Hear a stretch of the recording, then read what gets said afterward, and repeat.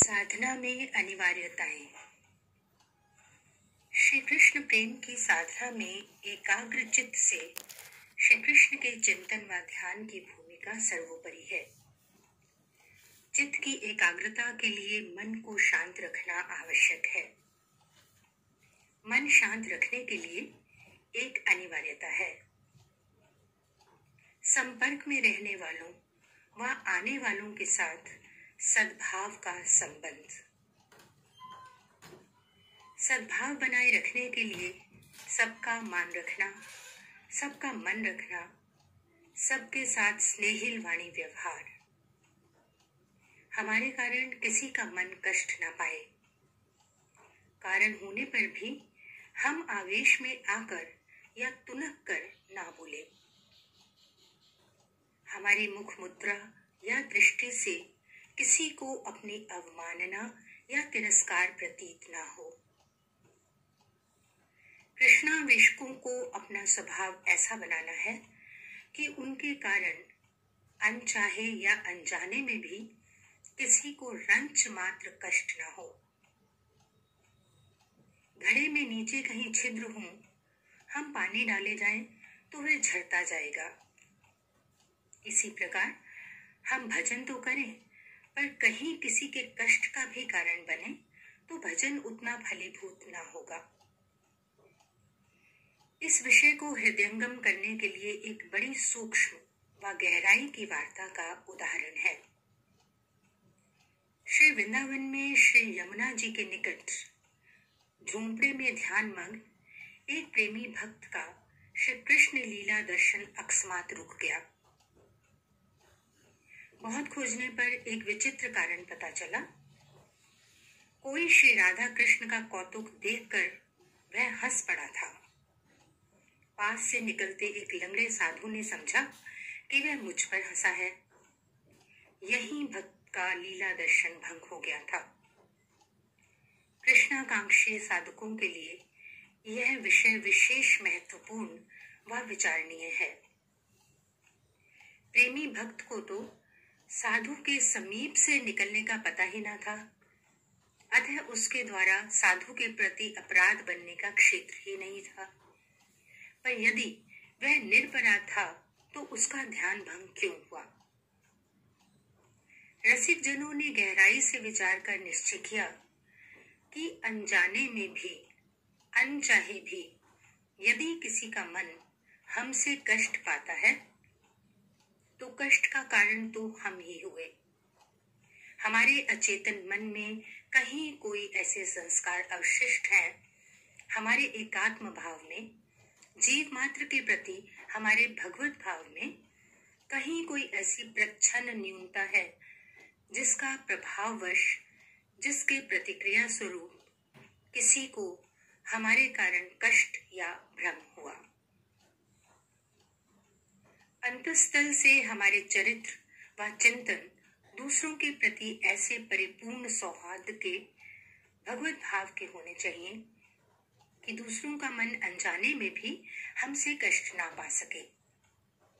जीव मात्र में परिपूर्ण भगवत दृष्टि ना होने के कारण ही कोई हमसे कष्ट पाता है।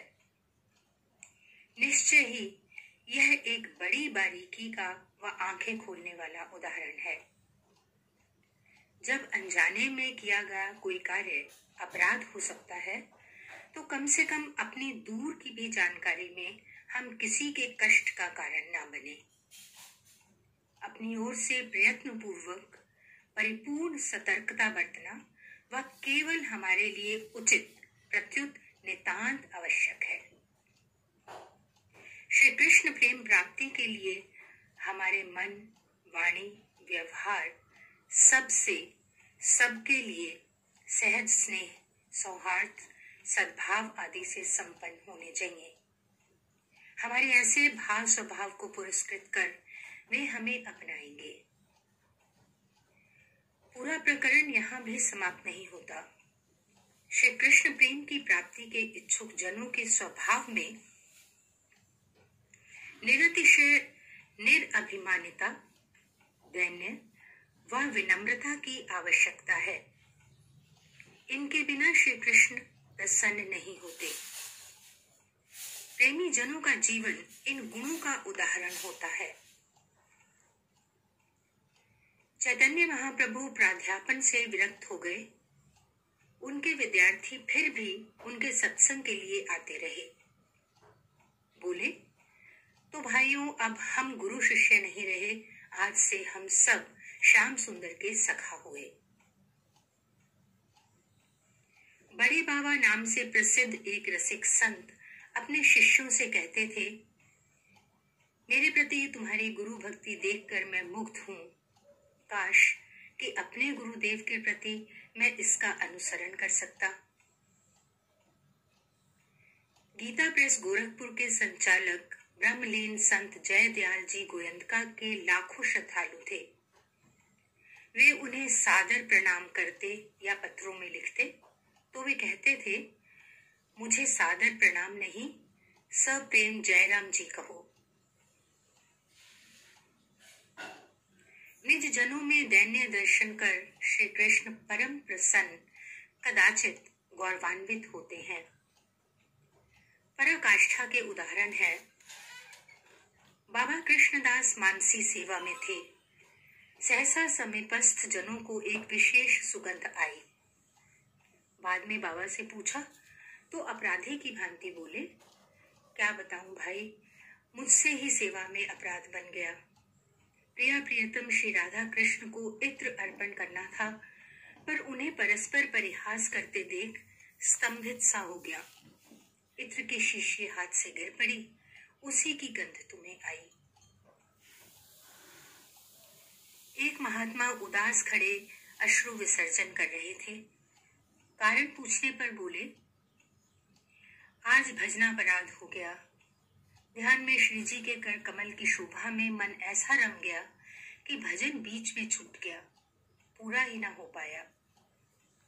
गुरुदेव परम प्रसन्न होकर बोले, भाई भजन तो तेरा ही पूरा हुआ, श्री जी की शोभा में मन लग जाना ही तो भजन का फल है।